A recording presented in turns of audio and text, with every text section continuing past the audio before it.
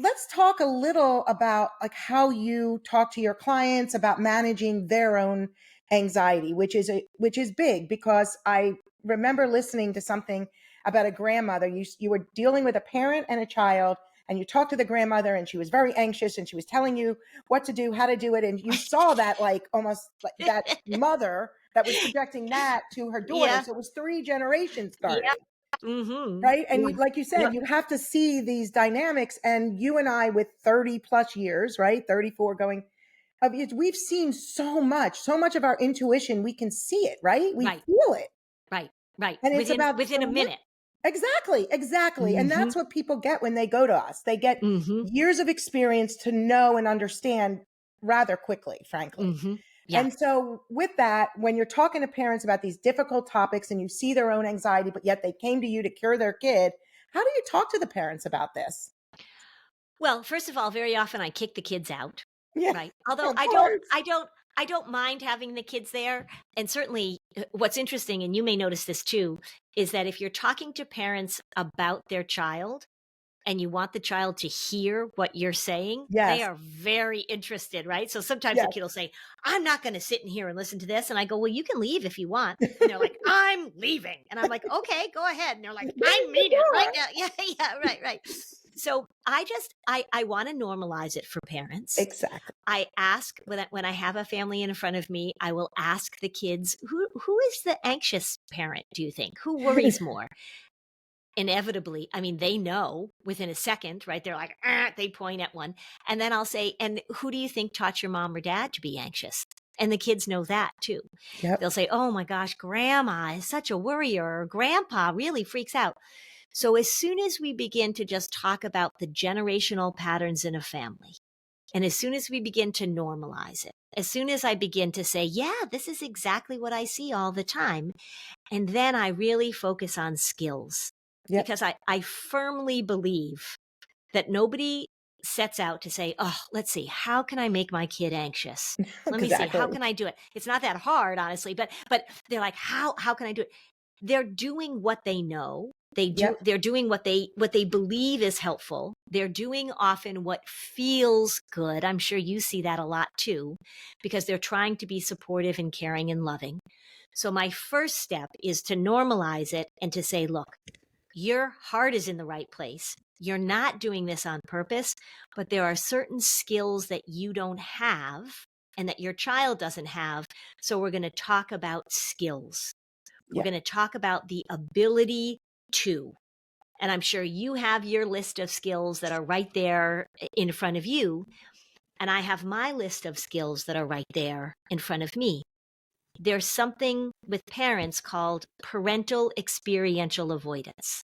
And that's just a fancy research term that means the difficulty tolerating distress, either in your own distress or in your children. So I want parents to be able to, I tell them this, I go, look, there's this thing called parental experiential avoidance. And they go, oh gosh, I've never heard of that. I go, yeah, it's very, very common.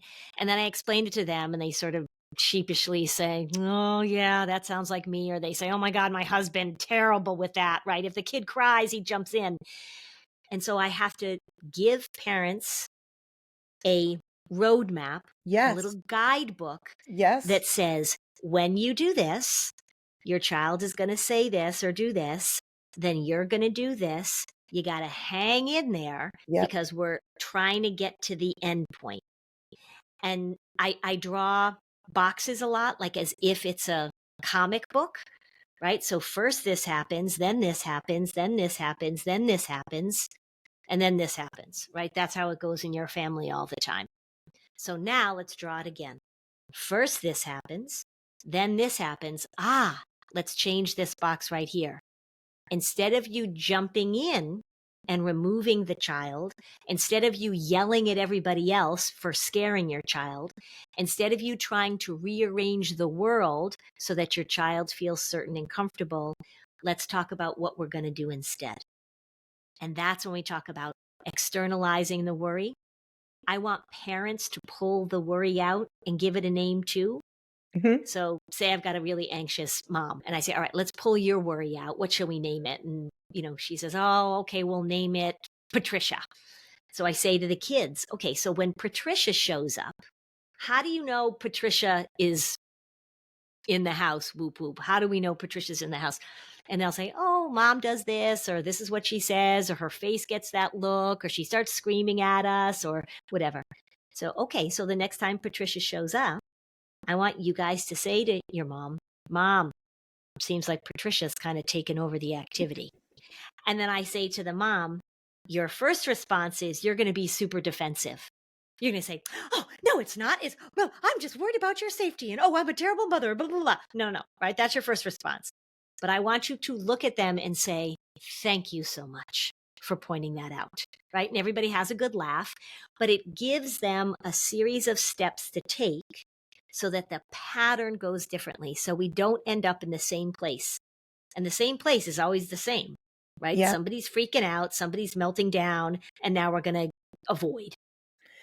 Right. Yeah, no, I hear what you're saying. And I always say it's like I am your Waze or your Apple Maps, and kind of like go, and that helps them because they realize, whoa, there are pathways to get to accomplish what we need to accomplish. That's right. And unlearn these pathways. And they love that. They love to know there's a roadmap.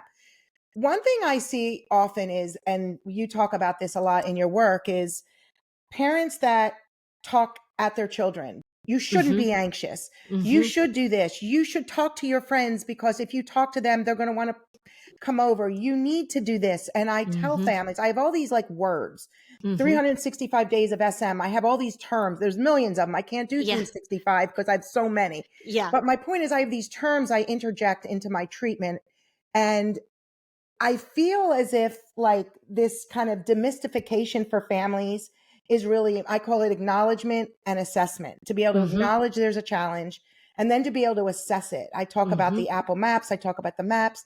And I feel as if you need to remove you need to and you should. Like stop shoulding and need to.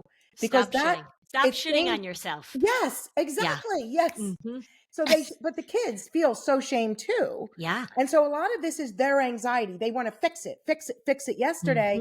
And they end up shoulding and needing to, and the children feel shame. They become more avoidant and they are resistant. And so I know you see this because I see this, and I have to talk to the families about removing these words. And one of the things you talk a lot about is validating, like really just saying, it's okay. I know this is hard, and connecting to your child. Yep. And let's together work through this. Yeah. My two favorite words, of course. Of course you feel worried about that. And I also say all the time, I don't have my mug near me, but I also say all the time, talk 85% less, right? Because you're in the selective mutism business. And a lot of people, it's interesting because I'm sure you hear this all the time because I hear it. They'll say, well, she talks like crazy at home, so she obviously can't have this. Right? No, that's why it's called selective mutism. Yes. And so families, even with selective mutism, the parents talk too much. Yes. Right? They talk too much. So talk 85% less and give room and space for your kids to figure out what they're going to do next. Yeah. And with SM, it's the same way, is that they have a hard time just stepping back and letting their child figure it out, letting their child struggle a little bit, a really difficult time. Somebody asks their child a question and the child is quiet and they want to jump in right away and fix it. So it's all about giving parents the instruction more than permission, because it's not like they want to, right? You got to give them the instruction to let things unfold. Let them learn with support and love and encouragement and validation. But we've got to let them have the experience, because that's how the brain learns. Yeah. Yep. Exposures, and then training parents. You talked about, kind of letting the children and then the kind of be, and then the parents jumping in. And that's what happens. They'll talk for their children, and the children learn not to. And an example I give is that children don't often know how to even navigate a social situation because they've been the passenger in the car. Right. Parents are talking, their outgoing siblings are talking, Mhm. and they're just there. So it's not even about Mhm. talking. They're not even engaging, so many of my clients. Yes, I My love that. I love that analogy because when you're the passenger in the car, you're not Yep, paying attention to where the next turn is. You're not no paying idea. attention, right? You're just sort of in your own head, kind of doing what you're doing, not really paying attention or engaging. And a And the lot of thing, this is the parents' anxiety because they're yeah, trying to fix it and of course. right. And so what advice would you give to a parent like that for their own anxiety of having to fix it right away? So, what we know is the things that feel good in the moment are the things that actually make the problem worse. I call it doing the disorder. So Mm, some of the things, like when you're working for the anxiety disorder, you're doing the disorder. I So love some of that the things term, doing the anxiety disorder. doing, We yep. need to put some music to that. Yeah, you can if you want. Yeah. So some examples of that are reassurance. Like everything's going to be fine. Talking too much. I'm going to give you as much information as possible. So I see a lot of plans in schools that says that they'll say something like, this child has difficulty with transitions, so we want to make sure they know exactly what's going to happen all the time. Who loves that? The anxiety disorder. The anxiety disorder is like, oh, thank you so much. We hate uncertainty, so we need to know exactly what's going to happen. Like you said, stepping in and speaking for your child, making sure that the environment doesn't have any triggers. So I talk about this a lot, but a client I had whose daughter was afraid of dogs. And so she emailed all the parents on her daughter's soccer team and said, please, nobody bring your dogs to soccer practice. Well, people like to bring their dogs to soccer practice. You let your dog run around. So stepping in and putting in accommodations in the absence of skill building. So when we're talking about anxiety, what I see very often is parents will put things in place, schools will put things in place that are designed to eliminate discomfort or create certainty in the absence of skill building. Because sometimes we have to start where the kid is. If they don't know how to do something, right? They Yep. need those building blocks to get there. Yes. But what I see is accommodations put in place forevermore. Right. No interventions. No interventions, accommodations in the absence of skill Yep. building. So you might see this a lot. I certainly see this. You have a child who has difficulty giving a presentation, right? Standard social anxiety, can't stand up in front of the class, give a presentation. So they put in an accommodation that says, Caitlin, never, forevermore, will Exactly. ever have to give a presentation, right? And the anxiety says, you guys are the best. I love you. Yeah, thank you so much for helping us avoid, Right. Exactly. right? Right. I'm But in it my happens perfect all the little time. cushy little box and Mhm. bubble of life.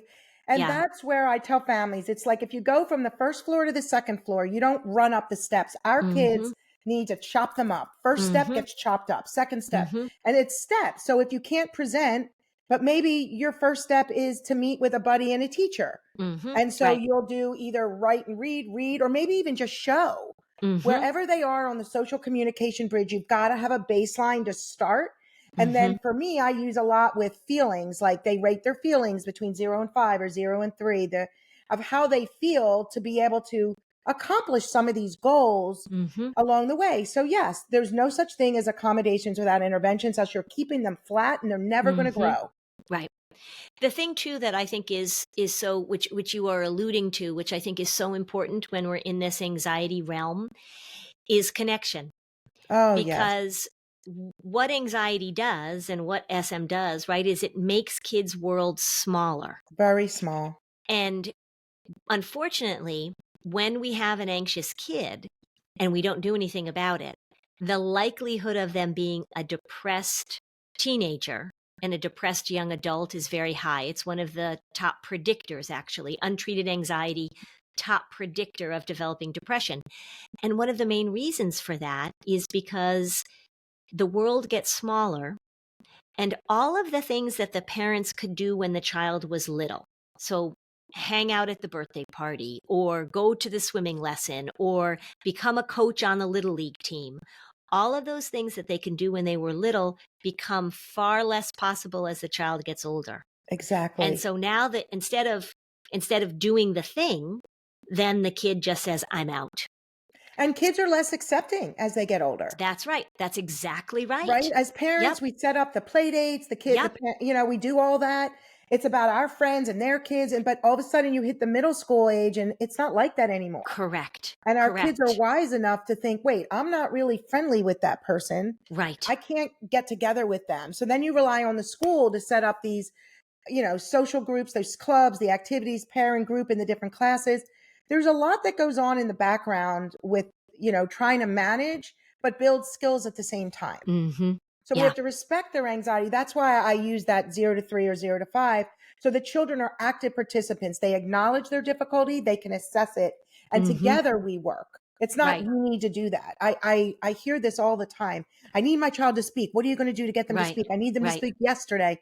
It's like, whoa, calm down. Like, I'm anxious just listening to this. Right. We need to step back and really Mm-hmm. understand and also work with you to unlearn your behaviors that may be reinforcing some of this. Mm-hmm. Right.